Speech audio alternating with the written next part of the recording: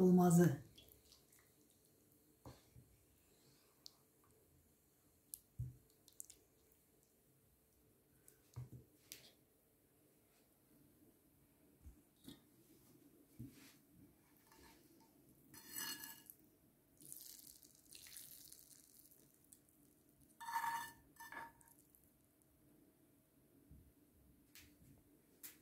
Dostlar, bugün size harika bir brokoli çorbası yapacağım. Allah izin verirse. Azerbaycanlı bir dostum Allah izin verirse ile ilgili bana bir hikaye anlatmıştı. Ona da sevgilerimi, saygılarımı sunuyorum. Bakın böyle bir baş brokolim var. Böyle bir su bardağı kadar bir diyebilsem mısırım var. Sevgili dostlar, bugün Allah izin verirse size harika bir brokoli çorbası yapacağım. Bunun için bir baş brokolim var. Allah izin verirse ile ilgili Azerbaycanlı bir dostumuz çok güzel bir hikaye yollamış bana. Ona teşekkür ediyorum. Allah ondan razı olsun. Yorumlarda şimdi, bahsetmiş. Evet. Annem yorumların hepsini okuyor. Şimdi bir fincan mısırımız var. Bir fincan bezelyemiz var. Tam dolu olmamakla beraber. Siz isteğinize göre koyun. Bakın böyle bu kadar zeytinyağım var. Bir kaşık unum var. Bir çay kaşığı yoğurdum var. Bir tane yumurtam var. Burada da et suyum var. Şimdi başlayacağız Allah izin verirse. Yine dedim tabii Allah izin verirse. Bu benim ağzımın duruşu. Şimdi yağımızı ilave ediyoruz. Evet. Sonra unumuzu ilave edip güzel bir kavuracağız. Şimdi ocağa gidiyoruz. Evet. Şimdi unumuzu böyle pembeleşene kadar hafif kokusu çıkacak. Pembeleşecek derken böyle güzel un kokusu çıkana kadar karıştıralım. Suyumuzu böyle güzelce bakın çok pembeleşmedi. Sadece kokusu çıktı. Şimdi böyle suyumuzu döke karıştırıyorum suyu.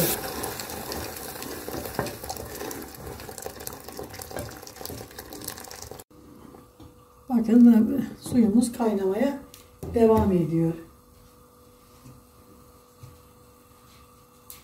Şimdi dışını yıkadığımız et suyumuzu şöyle güzelce koyuyorum ki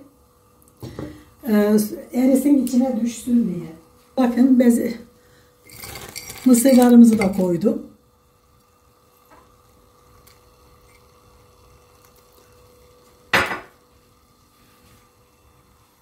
Güzel, lezzetli ve gerçekten kış gününün vazgeçilmez çorbalarından bir tanesi.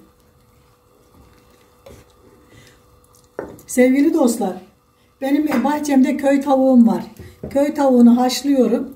Suyunu böyle bardaklara koyarak buzluğa koyuyorum. Ve şimdi böyle ihtiyacım olduğunda da kullanıyorum. Sizler de hani illaki de köy tavuğu olmak zorunda değil. Sizler de böyle kullanabilirsiniz. Bakın tavuk suyumuz da çıktı. Ve böyle bunu bu böyle burada pişerken şimdi biz de brokolilerimizi doğramaya başlayacağız Allah izin verirse. Şimdi önce sapıyla başlayalım sevgili dostlar. Sapını atmıyoruz tabii ki de.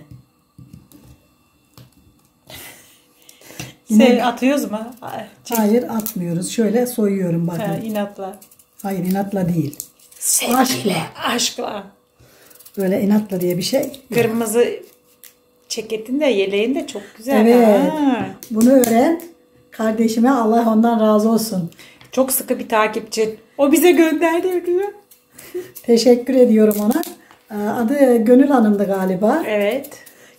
Gönül kız kardeşime çok teşekkür ediyorum. Allah onun gönlüne göre versin. Çoluğuyla, çocuğuyla huzurlu, mutlu yaşamayı nasip etsin. Hediyeleşmek çok güzeldir sevgili dostlar.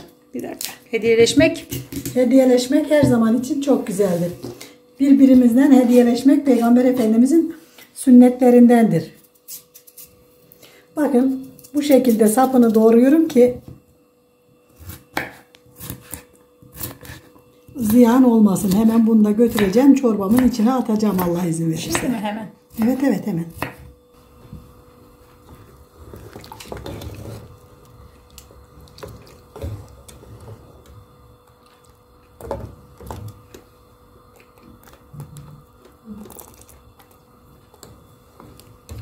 Hayret, ilk defa kameraya doğru attım. Ne yapayım, öğreniyorum işte kızım. Hı hı.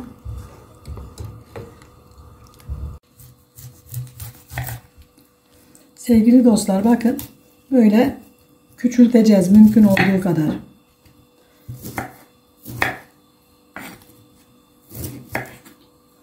Çok da küçültmemize gerek yok. Çünkü bu taneli bir çorba olacak. Öyle tanesiz değil. Sucuk yiyecektim, vazgeçtim. Çorbayı bekliyorum. Sevgili dostlar, bu arada kaynadı. Gönül kız kardeşimden, Allah ondan bin razı olsun. İnşallah. Allah ona daha çok versin. Çok güzel örmüş ama yeleğini. Evet, bakın dostlar, bir dönüvereyim öyle şöyle. Allah ondan razı olsun. Ay, şu saat oldu, ben daha kendi bana ördüğü hediyeyi görmedim. Gönül teyze, ben de çok teşekkür ederim. Yüreğine sağlık. Biri birinden daha güzel. Şeymiş, başkaları hani YouTube kanalı olan kişiler izleyicilerine gönderiyormuş. Bizde de aksi oldu. Biz de göndeririz inşallah. Allah nasip ederse. Evet. Dostlarımıza. Yıkadım. Güzelce ne? Bunu da ilave ettik. Ama sanki tenceremiz biraz küçük oldu. Bana öyle geliyor. Şimdi geriye terbiyesi kaldı. Bu pişene kadar biz de ne yapacağız sevgili dostlar? Terbiyesini yapacağız. Tamam.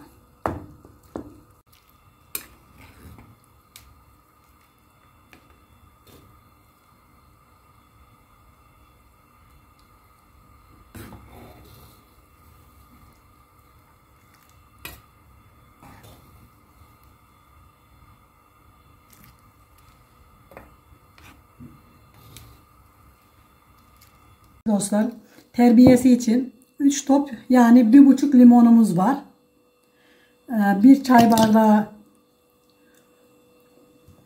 yoğurdumuz var. Bir tane de yumurtamız var. Şimdi elimi yıkayıp geliyorum. Şöyle bir çatal yardımıyla çırpacağım sevgili dostlar. Çok şey etmeyeceğim. Hani blender'a falan gerek yok. İyice çırpacağım bu şekilde. Çırptığımızda görüşürüz Allah izin verirse. Sevgili dostlar, yeterince biraz da terbiyesine tuz attım ve karıştırmaya devam ediyorum. Kesilmesin diye tuz da koydum. Biraz da sıcak tuzlar kesilmemesi için buradan suyundan biraz alıyorum. Şöyle bunu ılık hale getirene kadar su koyuyorum. Çünkü eğer birden içine dökersek kesilir yoğurdumuz. Bakın bu şekilde ılımasını sağlıyoruz. Daha olmamış. Biraz daha koyacağız. Tamam. Bakın sosumuz da hazır oldu. Şimdi Allah izin verirse karıştırarak içine dökeceğiz. Sevgili dostlar, ocağımızın yeri yer değil ki, ben ne diyeyim. Evet. İnşallah mutfağımızı güzel bir yaptırırız da Bu yaza inşallah. şöyle zevkine size bir yemek pişiririm. Bakın çok güzel oldu. Harika oldu. Bakın suyunun kıvamı da güzel oldu.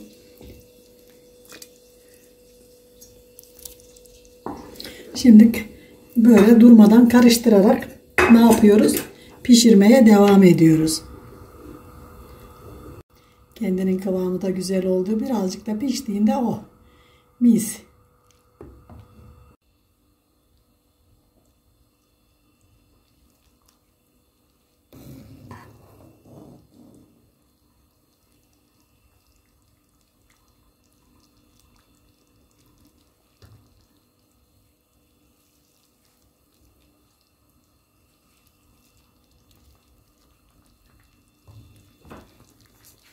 Sevgili dostlar, azıcık tereyağı eritiyorum yüzüne. Of, ne lezzetli olacak, ne lezzetli.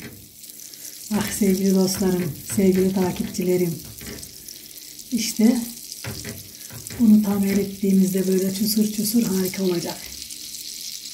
Her şeyine koyabilir. Nasıl yani, göz zevkinden neyi götürüyorsak. Ben böyle yapıyorum, böyle seviyoruz biz. Kaynasana öyle. Tamam. Bakın şöyle birazcık karabiber. Şöyle birazcık da nane. Ve alıyoruz ateşten. Bakın.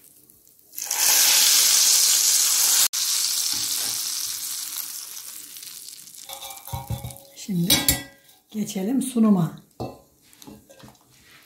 Bakın sevgili dostlar, gerçekten harika. Vitamin deposu bir çorbamız oldu.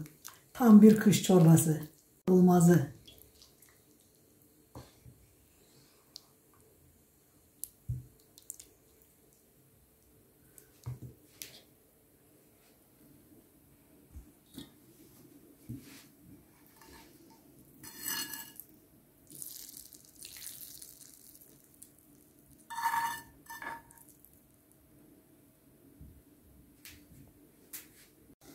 Sevgili dostlar, yapacak olanlara kolay gelsin. Yiyecek olanlara afiyet olsun. Güzel fikirlerinizi söylemeyi, önerilerinizi söylemeyi unutmayın lütfen. Hoşça kalın, Allah'a emanet olun.